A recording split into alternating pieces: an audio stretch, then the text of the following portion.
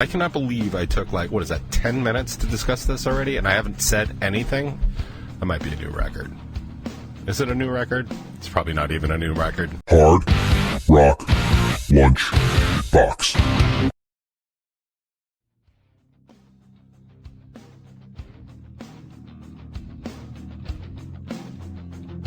Oh, man, what's up? And welcome to another edition of the Hard Rock Lunchbox. How is everybody today?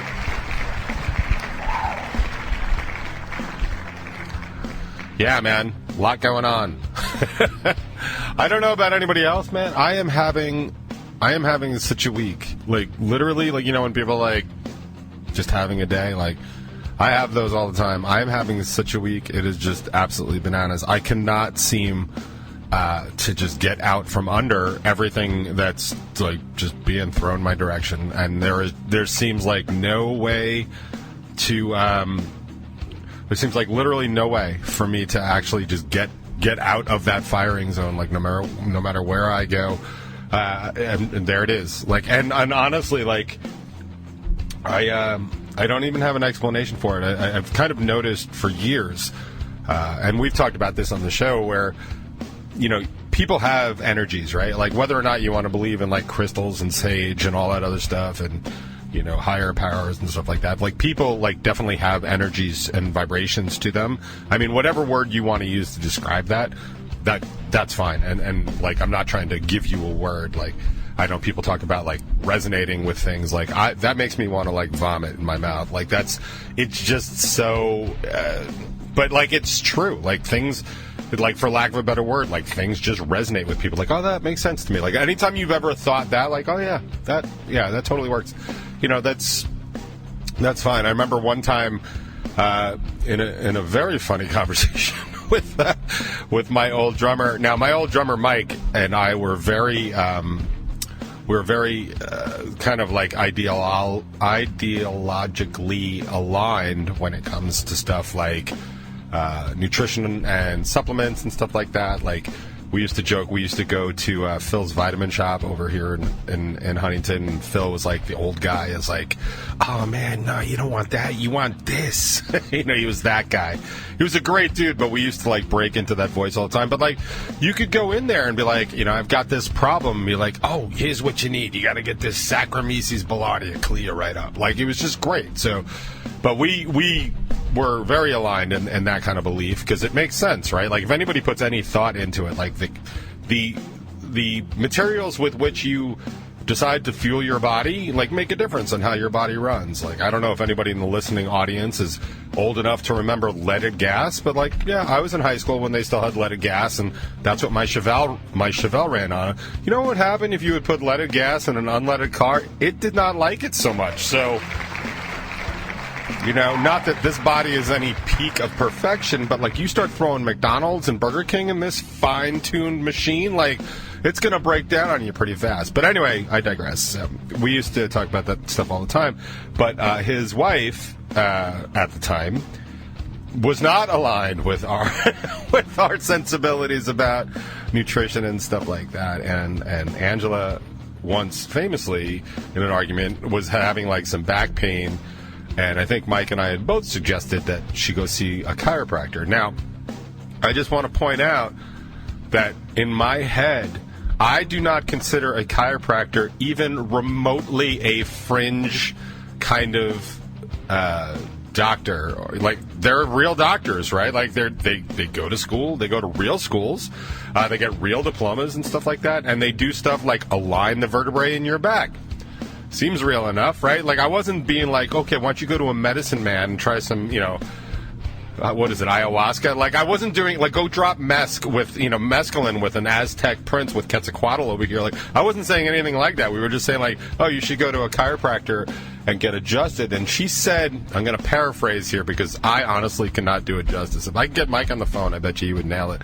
But she said something along the lines of, I'm not going somewhere where they can just, hit me with, potions and weeds till I'm better. And Mike and I were who both go to chiropractors, or at the time, we're both going to chiropractors, and we're like, what exactly do you think is happening when we step into that door? Like, it's literally like lining up the vertebrae in your back. You know, you've got a lot of them, and sometimes they fall out of alignment. She was like, nah, I don't want to, smoke herbs and potion and stuff like that. But I just want to thank my Logitech computer for telling me I'm having performance issues again. I thought we discussed this already, but apparently not. So anyway, what was that intro for? Root beer. Oh, I actually remembered in like one recursion. Like, good for me. I'm getting better. I was talking about how people have different energies and stuff, and whether or not you believe in, stuff like acupuncture and Reiki and, third eye. Well, it doesn't really matter. I think everybody can believe that there is some sort of energy to everybody's essence, right? And because of that, as we've learned in string theory, if anybody's watched any science on YouTube over the past 10 years, those resonances, those energies, they vibrate at certain frequencies, and certain frequencies cause certain things to resonate along right with them, right? Like, that's why some singers can shatter a crystal glass, right? Like, they get the right whatever, and it vibrates, and it shatters, and all that other stuff, and it's kind of like that. So I have believed for years. I cannot believe I took, 10 minutes to discuss this already, and I haven't said anything. That might be a new record. Is it a new record? It's probably not even a new record. God damn this show. Anyway, so I have always believed, or at least for as long as I can remember, I believe that when people talk about the laws of attraction, right? So you ask the universe for stuff, and the universe can deliver. Well, it's not really as simple as that. You can't be like, I want a new bobsled. Like, it doesn't work like that, right? You have to ask. You have to ask the universe for something, but you also have to be ready to receive it, right? That's important. That's kind of where those energies come in. You can be like, hey man, can I get that $1 million lottery ticket, right? But if you're not ready to receive it, it's not coming. The universe isn't playing games, and the universe has a really long line. It's kind of like Kohl's, like the day after Thanksgiving, but something. So I believe that you have the ability to attract these kind of energies to you, and depending on where you're at, you can attract good energies, and you can attract neutral energies, and you can attract bad energies. And I have traditionally, in my adult life, been able to wildly attract negative stuff whenever I'm in a negative kind of maelstrom sort of thing.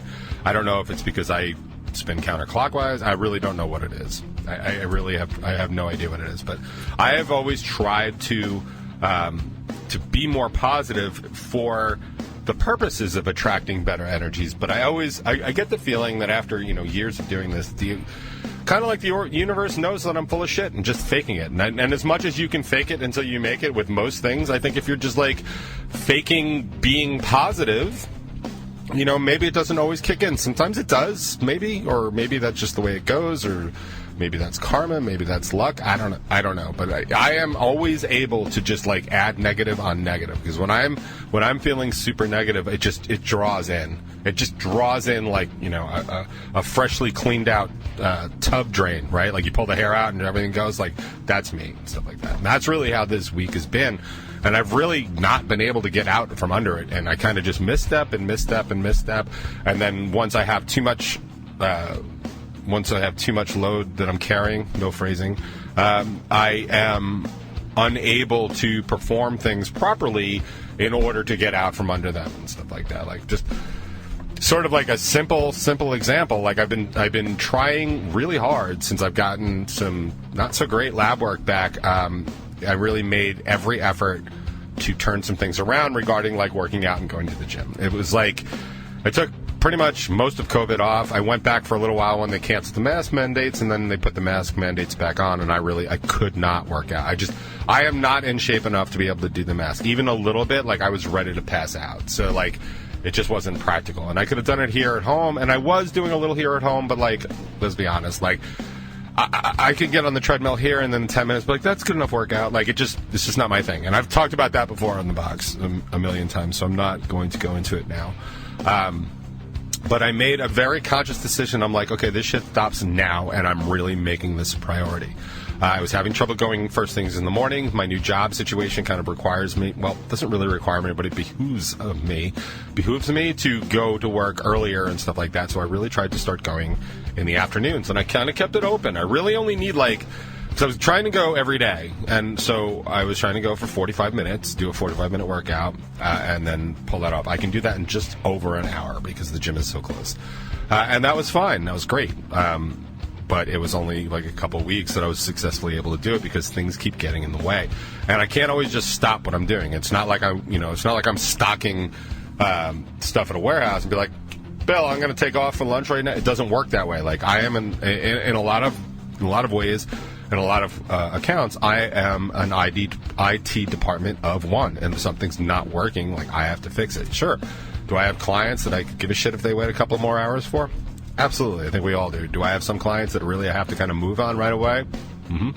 And that's becoming a problem. That was actually the problem this morning. I was making like a simple change for something, so I wanted to get to the gym early and then come back for the show, so nothing else could get in my way. And I tried to do this, and I stumbled upon something that was really, really bad, causing an entire system to not work.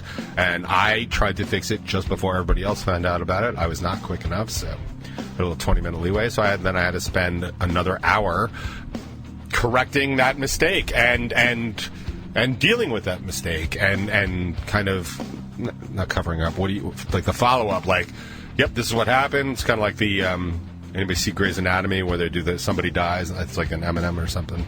Not the cool M&M and not the chocolate M&M, but it's like that sort of thing. You have to basically answer to people like, well, what happened? Well, I was doing this, and then I found this other thing, and this thing wasn't working right, and blah blah blah. A lot of times it comes down to like typos and stuff, especially with code. But I'm always able to push back in this position, in this particular account, because I've told them for years if they're going to make these changes on the fly, they really should have an entire test system, and they don't want to pay for it. So it's like, all right, well, this is what happens when you're on the test system. I do it live, I pay attention, and blah blah blah. And honestly, 20 minutes for a down website, like that might be a record in my business lately. Not my business particularly, just people in general. So I'm really quite pissed about that. Like, I actually considered just blowing off the box today, but like, just between you and me, and like, this is such a therapy session for me that if I don't blow this stuff out like right here, like I'm just gonna carry it and sit with it for days, and I don't want to do that. And believe me, nobody around me wants to do that either. So it's just not super pleasant. It was actually funny. I was by the way, just as an example of stuff that like completely going wrong, like I was late getting here. That's why the show started at 12:01. Not that you noticed. Thank you very much. But I did double check to make sure that everything was working upstairs. So it's recording, hopefully. I forgot to turn on the computer that had the camera on it. I don't know why. Like, it's literally right in front of me. Like, I couldn't leave a bigger Post-it note, you know what I mean? Like, so I had to turn that on. And I completely forgot to actually generate and print out the what's going on Strangerhood TV this week. Like, it's something I always do. It takes me 30 seconds to really do it, and I just didn't get to it. I barely got the songs across. I got a new Jack White song, and that dude is just pissing me off by putting, like, these stops in the middle of his songs that totally screw up my recordings of them. So it's like I had to go back and do that, and I keep banging my ring against the table. What the fuck is going on here? Sorry. So it's been like that. It's been like that over and over again. So I don't even have that. So yeah, lots of good things on Strangerhood TV. There's a brand new episode of the Top 20. I have no idea what it is. I have no idea who's Bacon is my podcast. Is interviewing, 7 questioning, tasting. I don't know what the hell those guys are doing over there this week because it's been that bad of a week, and I didn't even print out my notes. So I suck, and I win the I Suck of the Year award for this week. I had an argument with a client just yesterday because he was telling me he wants his sales directors to get monthly sale reports every day. And I was like, are you hearing this correctly? Like, why would I send monthly sales reports every day? It's the same thing. Like, you do a month, like if you're doing a monthly sales report, it's for the prior month, right? Like, this is your analysis of that. Like, you want to do month-to-date sales reports? Like, yeah, we can do that. It's stupid, but you can. But when you're asking for a monthly sales report, it's a monthly sales report, yo.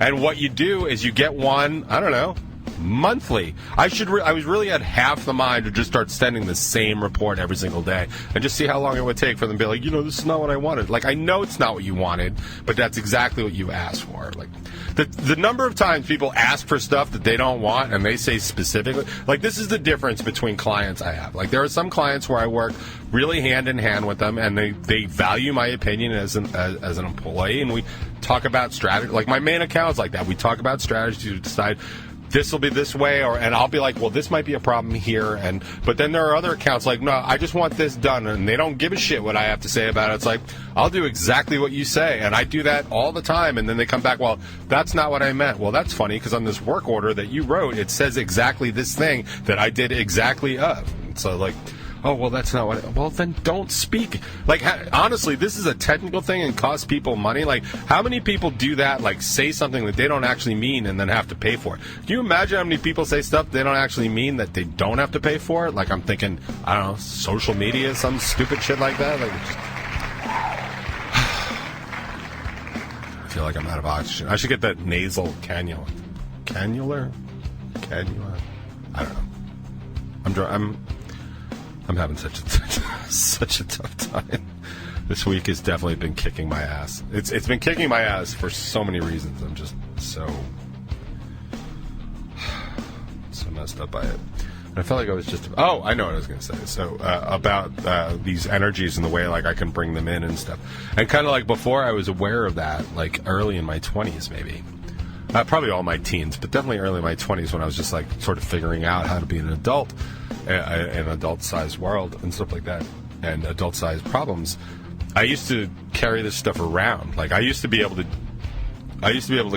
carry a lot of these negative things like that, and they would just drill me down, and then I would just be, walking with this giant swirling cloud behind me of all this nonsense. Actually, it was kind of how I thought the rest of my life was going to go, because it just seemed to always be that way. Not quite Pigpen from the Peanuts that's just carrying this dirt cloud behind him, but like, negative energies and maelstroms and stuff like that. Like, it just wasn't something that I at all thought I was ever going to be out of. And it was funny. I have a song from when I was in Sufferful, which was... Okay, so when I was in Narcotic Gypsy, which was like my first real touring band, they didn't like any of the songs I wrote. The band was basically 5 people that grew up together, teenagers together, had been in like shitty bands together forever, so they were very comfortable writing with each other. So eventually they kicked... The main guitarist left, and I came in to replace him. They brought me in to replace him. And then they kicked out the rhythm guitar player because he really just could not keep up. And then they brought in another guitar player. And then the original guitar player, the original lead guitar player, Mike, came back. And so they kicked out this other guitar player that they hired, basically leaving 4 original members and me. And they didn't like anything I wrote. It didn't really matter like what style it was, and it was pretty good stuff, and it was kind of on point, and would have been very good. In fact, I played a couple of the songs like with the drummer in Narcotic Gypsy several times, and she was like, "These are good. Like we could just do those." But the rest of the band was not interested, and so I eventually got so dejected and disappointed that not only did I start drinking a lot, but I formed a side project, and that side project was Sufferful. Would go on to record 2 records of all that material that Narcotic Gypsy turned down, and that was the band I was in after Gypsy basically imploded. And that was fine, but I had a song on it, on the second record called 4-9, and it was basically April 9th, and it was just about some personal shit that went down on that particular day. The subject matter is not particularly important, but it was April 9th just the other day, and I was listening to it, and I was like, oh man, yeah, it's good. Like, I just sort of rabbit holed the rest of the Sufferful material, and I was like, listening to some of it, it was like, yeah, man, I was a mess for a really, really long time, and was kind of just on the start of figuring it out and understanding how these things were affecting me and things around me and the way I was doing things. I wasn't keen in on. I wasn't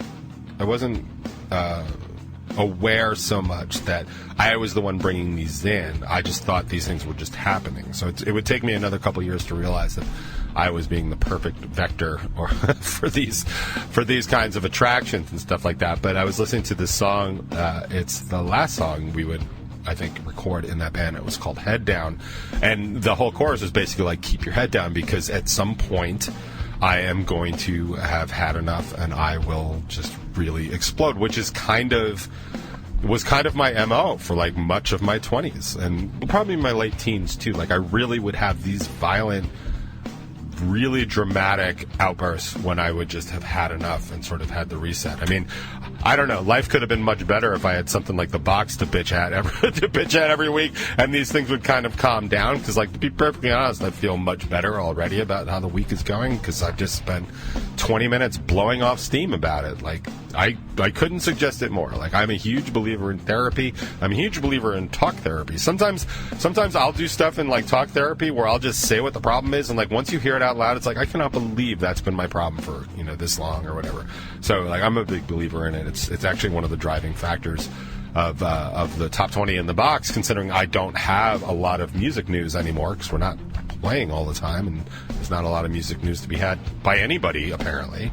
But it was just funny kind of listen to that song. It's like all those emotions are familiar. I have so many more tools with how to deal with them now, and it's like kind of nice to look back. But also it was very telling to look back that far and be like, holy shit, dude, you have been a mess for a long time. Like, a bunch of people got together and fucked you up good. And then, poof, here I am. And that's kind of that. So thanks, Mom and Dad, wherever you are.